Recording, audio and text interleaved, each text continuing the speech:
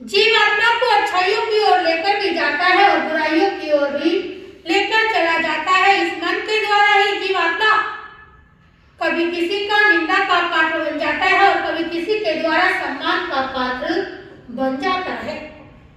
ये मन यदि काबू में कर लिया जाता है तो जीवन का कल्याण हो जाता है और बेकाबू हो जाता है तो जीवन को पतन की ओर लेकर चला जाता है। क्योंकि प्रभु महावीर स्वामी जी की अंतिम देशना कौन सी जी? उत्तराधयन जी सूत्र। प्रभु महावीर स्वामी जी की अंतिम देशना श्री उत्तराधयन जी सूत्र, जिसके 36 अध्ययन, जिसमें 23वें अध्ययन में गौतम स्वामी और केसी कुमार श्रवण का क्या आता है? संवाद आता है।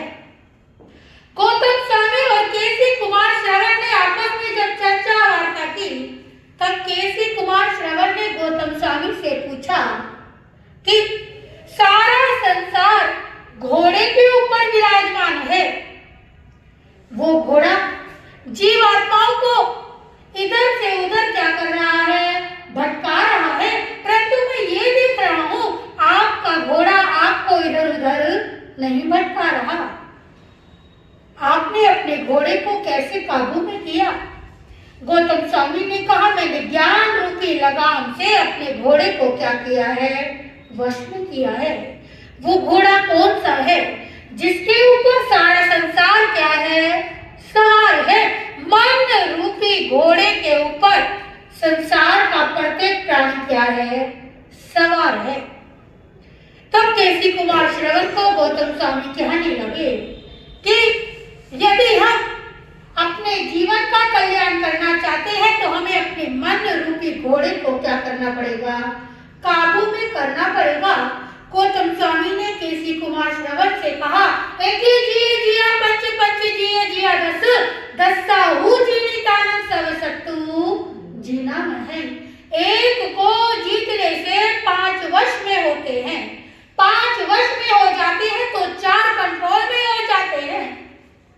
केसी कुमार श्रवण ने पूछा, वो एक कौन सी चीज है जिसे वश में करने से 5 वश में होते हैं और फिर 4 कंट्रोल में आ जाते हैं, जिसके द्वारा जीव सारे जगत पर विजय को प्राप्त कर लेता है?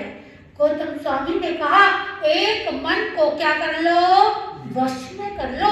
5 इंद्रियां कंट्रोल में आ जाएंगी। 5 इंद्रियां कंट्रोल में आ गई तो चारों कषाय हमारे वशीभूत हो जाएंगे। एक मन, 5 इंद्रियां, 4 कषाय, ये 10 यदि जीव के वश में हो गए तो जीव संपूर्ण संसार पर विजय को क्या कर लेता है? प्राप्त कर लेता है। क्योंकि कहा भी जाता है, मनोविजेता जगतो विजेता। जिसने मन पर विजय प्राप्त कर ली उसने सारे संसार पर क्या कर ली? विजय को प्राप्त कर लिया। और हम अपने मन के अनुसार क्या करते हैं? कार्य करते हैं। हम मन को अपने अनुसार नहीं चलाते, हम मन के अनुसार क्रियाकलाप करने का प्रयास करते हैं। ताश खेलिए जी, बहुत बार खेली होगी अपने जीवन में, खेलिए ना ताश। कितने पत्ते होते हैं ताश के अंदर? कितने होते हैं? 4 होते हैं ना। 20, 24 कितने बोलोगे? ताश के 52 पत्ते और चित्र वाले 12 में कितने होते हैं? कितने पत्ते? जो बेगम से हार गया वो गुलाम बन गया और जिसने बेगम को जीत लिया वो बादशाह बन गया। अब हमें ये आध्यात्मिक जीवन की ओर लेकर चले। जिसने मन को जीत लिया वो बादशाह बन गया और जो मन से हार गया वो गुलाम बन गया। अब हमारे ऊपर डिपेंड करता है, हम गुलाम बनना चाहते हैं या बादशाह बनना चाहते हैं।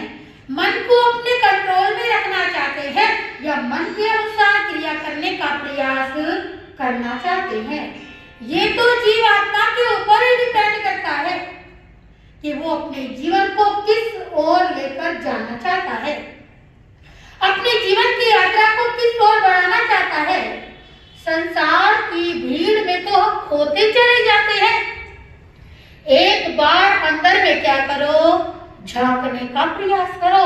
इस मन के द्वारा हमने संसार में घूम घूम कर ना जाने कितनी चीजें देख ली, परंतु एक बार आत्मा की आवाज सुनकर अंदर भी झांकने का क्या करो, प्रयास करो। क्योंकि एक व्यक्ति अपने घर से बाहर निकला, उसने देखा गली के नुक्कड़ पर कुछ बच्चे क्या कर रहे हैं, खेल रहे हैं। अचानक ही व्यक्ति के मन में ना जाने क्या विचार उत्पन्न हुआ और बच्चों के पास पहुंच गया। कहने लगा, बच्चों मेरे प्रश्न का क्या दो, उत्तर दो, उसके बाद में क्या कर लेना, खेल लेना।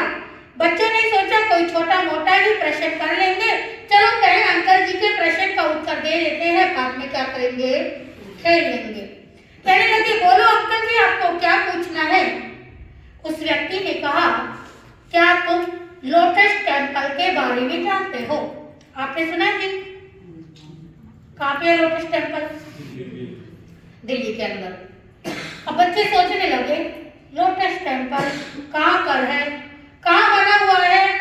इधर उधर आस पास बहुत सोचा, आपस में वार्तालाप किया, परंतु किसी बच्चे को लोटस टेम्पल के बारे में नहीं मालूम था।